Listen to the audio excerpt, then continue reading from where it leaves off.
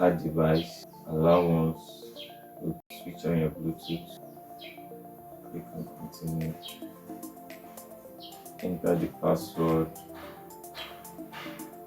of your mic card.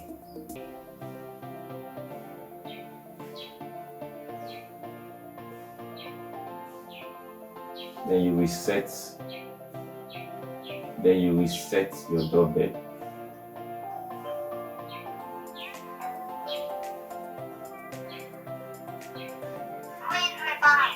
Press and hold the doorbell for 10 seconds.